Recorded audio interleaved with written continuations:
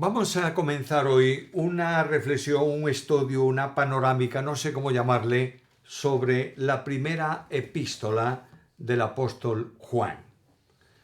Es una epístola muy importante, como todos los escritos bíblicos, pero que no es tan considerada o tan estudiada o tan comentada como otros escritos del Nuevo Testamento. La primera epístola del apóstol Juan ha sido estudiada, comentada, predicada a lo largo de los siglos. Con todo, no se le ha dedicado tanta atención como a las llamadas grandes epístolas del Nuevo Testamento. ¿Acaso no haya una razón bien definida para esa situación? Por eso pensamos que sería bueno hacer una aproximación a este escrito. Hoy dedicaremos el tiempo para hacer una introducción y en las sucesivas semanas, si el Señor lo permite, iremos considerando el contenido de esta epístola. Primeramente quiero recordaros lo que se llaman epístolas universales. Se llaman así a los escritos del Nuevo Testamento que están dirigidas a un destinatario más amplio que el de una iglesia local o el de una persona. Las epístolas universales entre las epístolas universales se encuentran las tres epístolas de Juan. Los escritos considerados como universales o católicos son las cartas de Santiago, primera y segunda de Pedro, primera, segunda y tercera de Juan y Judas. El orden en que aparecen los escritos universales en el Nuevo Testamento es el de las iglesias orientales y corresponde al orden de las llamadas columnas de la iglesia primitiva. En Gálatas 2:9 se dice que son Santiago, Pedro y Juan. La primera carta de Juan. El escrito en sí mismo es un verdadero tesoro. Se le llama generalmente en la historia de la Iglesia la primera epístola universal de San Juan Apóstol. Bueno, es un título muy amplio, muy largo. No es una carta en el sentido estricto de la palabra. Hay varias razones que permiten afirmar esto. Primeramente, no se ajusta al modelo helenista de correspondencia.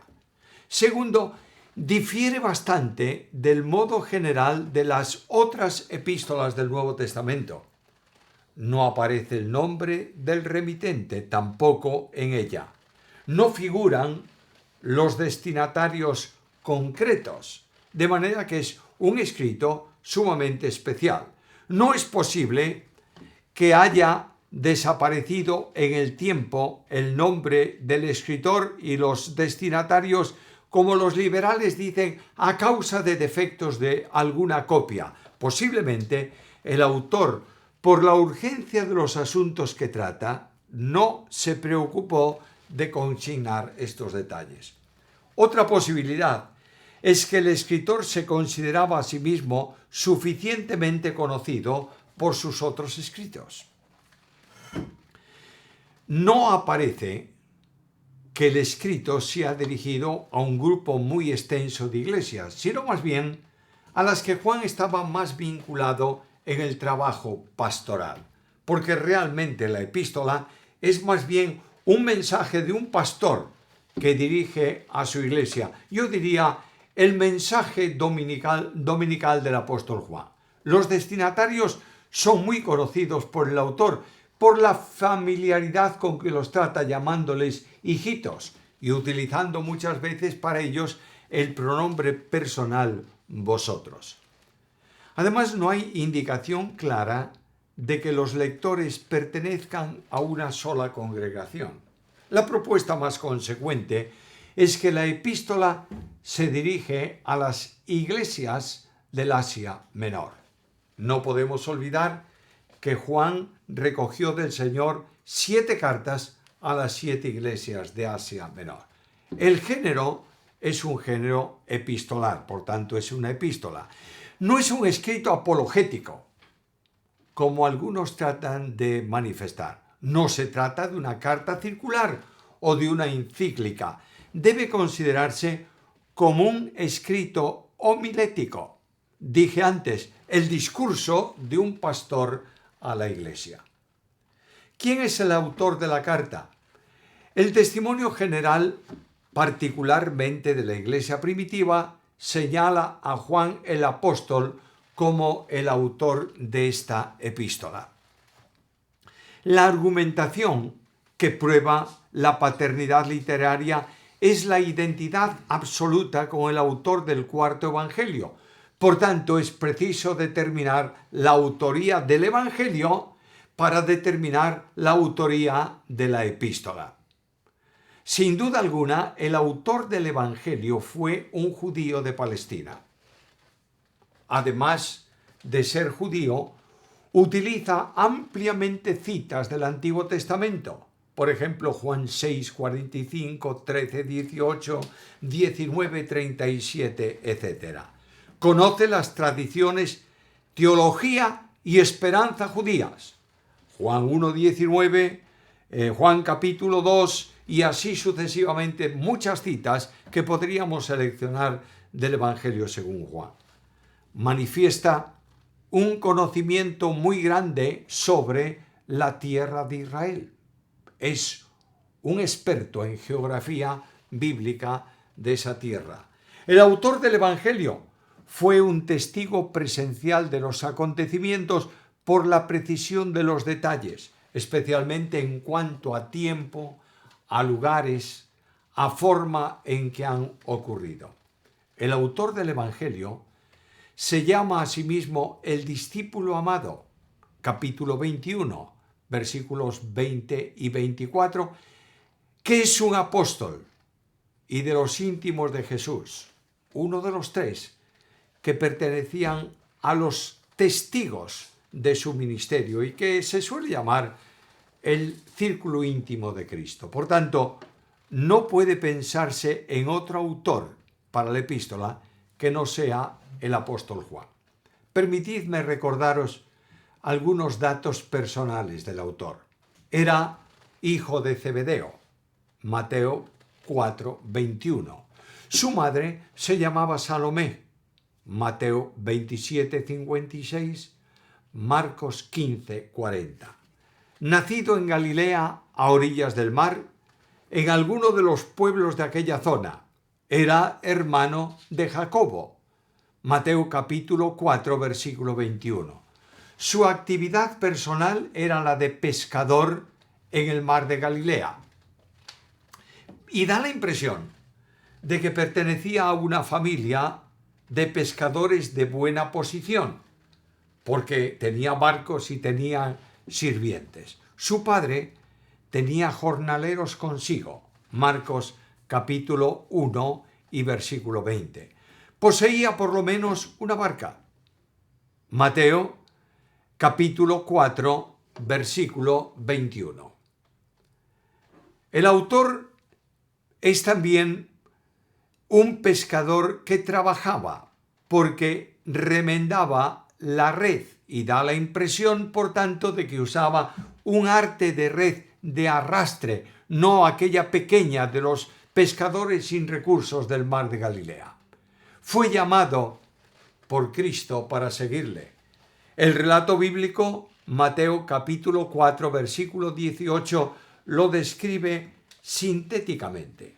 Había un discípulo de Juan el Bautista que se llamaba Juan y es el apóstol.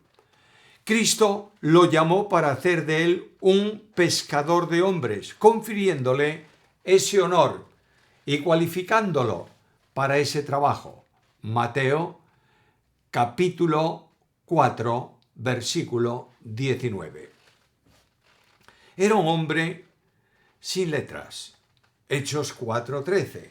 Eso no significa que fuese un analfabeto, sino que no había sido instruido en ninguna escuela rabínica. Por eso los fariseos y los rabinos consideraban al pueblo como analfabetos bíblicos, sin letras.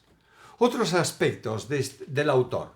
Pablo lo considera entre las columnas de la Iglesia. Gálatas capítulo 2, versículos 1 al 9. Estaba muy unido a Pedro en el comienzo de la Iglesia primitiva. Lo veis juntos en Hechos 3, 1 al 9, 4, 1 al 9, 8, 14 y 15. Juan estuvo desterrado en Patmos por causa del Evangelio. La tradición de la historia de la Iglesia, no la Biblia, la tradición antigua habla de la estancia de Juan en Éfeso y de su permanencia por mucho tiempo en el liderazgo de aquella congregación. Parece que el destierro en la isla de Patmos se prolongó desde los días de Domiciano hasta el tiempo de Trajano, los dos emperadores romanos. Tertuliano afirma que Juan sufrió martirio en Roma, pero que no le causó la muerte. Es una historia legendaria transmitida por la historia de la Iglesia primitiva, y dice que fue condenado por Domiciano al suplicio de ser introducido en una caldera de aceite hirviendo, produciéndose el milagro de no afectarle para nada, por lo que el emperador lo desterró a Patmos. Pero eso, sigo diciendo, es una tradición de la Iglesia, no una manifestación histórica de la Biblia. Jerónimo dice que cuando era muy anciano y no podía ir a pie a las reuniones de los cristianos, lo llevaban, y su consejo era siempre el mismo: hijitos, amaos los unos a los otros. No hay apoyo alguno para sustentar la teoría de algunos críticos sobre la muerte temprana de Juan. Tradiciones sólidas, como las de Tertuliano y Jerónimo, afirman que Juan murió en Éfeso en el año 7 del emperador Trajano, que sería más o menos el año 104 de nuestra era. Por tanto, era un hombre de una edad muy avanzada. Autenticidad. La evidencia más notable está en la vinculación que existe del autor de la epístola con el autor del Evangelio. Hay una semejanza notable de vocabulario. Muchas palabras reiteradas en el Evangelio aparecen también en la epístola con la misma profusión. Hay frases idénticas en los dos escritos. Por ejemplo, hijo unigénito, en 4:9 del Evangelio y 3:16 y 18. El Salvador del mundo, capítulo 4, versículo 14 en la epístola, con Juan capítulo 4, versículo 42. Espíritu de verdad, en la epístola capítulo 4, versículo 6, y aparece en Juan 14, 17, Juan 15, 26, Juan 16, 13.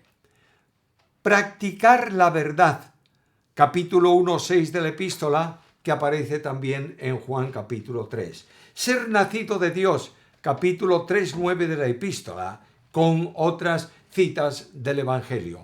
Andar en tinieblas, capítulo 2, versículo 11 de la epístola, con capítulo 8 del Evangelio, versículo 12. A Dios nadie le vio, capítulo 4, 12 de la epístola. Y aparece la frase en Juan capítulo 1, versículo 18. Pasar de muerte a vida. Epístola primera, capítulo 3, versículo 14, con el Evangelio capítulo 5, versículo 24. Vencer al mundo. Capítulo 5, 4 de la epístola con Juan capítulo 16. La identidad de estilo es muy notable. Los recursos idiomáticos son idénticos a los usados en el Evangelio. En la epístola, el uso de la antítesis y del paralelismo son típicos también del Evangelio según Juan.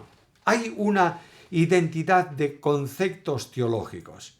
Las definiciones de Dios en la epístola capítulo 1, 5, 4, 8 y 16 con Juan capítulo 4, versículo 24. Los términos cristológicos del capítulo 1 de la epístola son idénticos a los del capítulo 1 del Evangelio según Juan. Y de la misma forma surge la idea de la libertad cristiana en ambos escritos. La epístola refleja plenamente en puntos esenciales la misma teología del Evangelio. Lugar y fecha de redacción. Bueno, la primera carta de Juan pudo haberse escrito desde Éfeso, donde Juan estuvo trabajando en el ministerio bastante tiempo. Se estima que la fecha de la epístola viene a ser sobre el año 90 después de Cristo. ¿Cuáles son las razones del escrito? Algunos que habían estado entre los cristianos se alejaron de los creyentes. Capítulo 2, versículo 19. La enseñanza de los falsos maestros se había esparcido y necesitaba ser repudiada y corregida.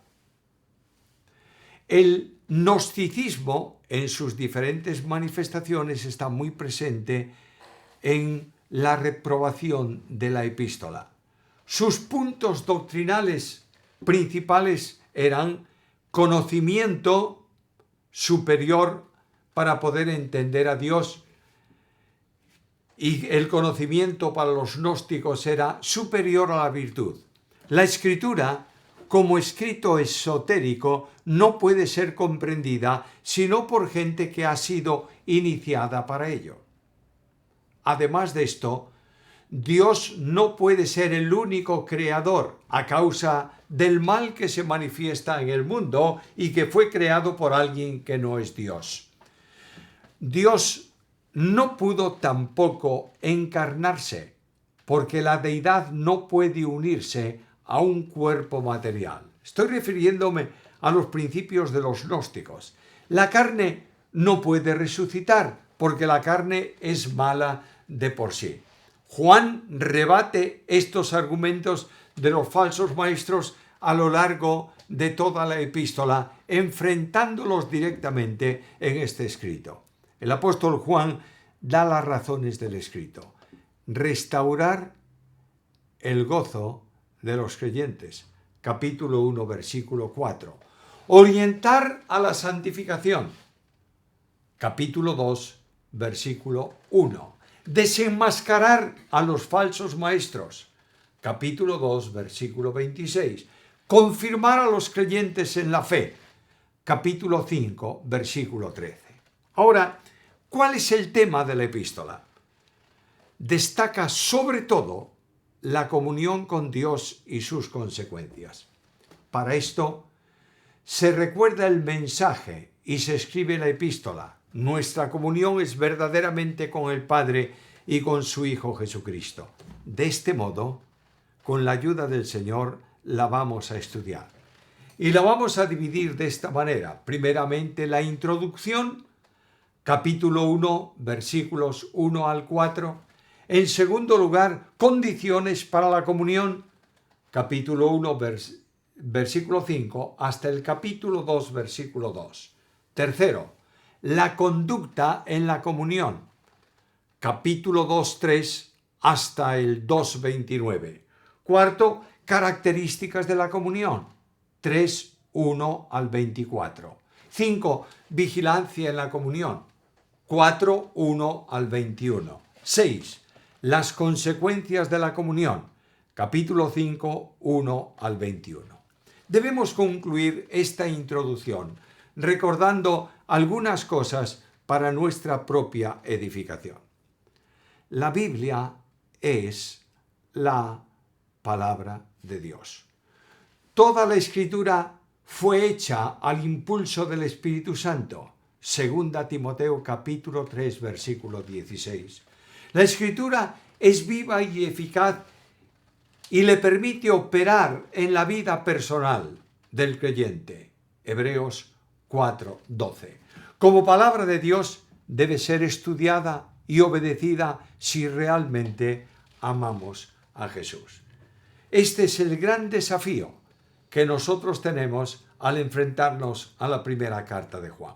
Os recomiendo que la leáis con calma para ir siguiéndola en los próximos días en que tengamos el privilegio de ministrar esta palabra en el canal. A todos vosotros, bendiciones para vuestras vidas y ministerio.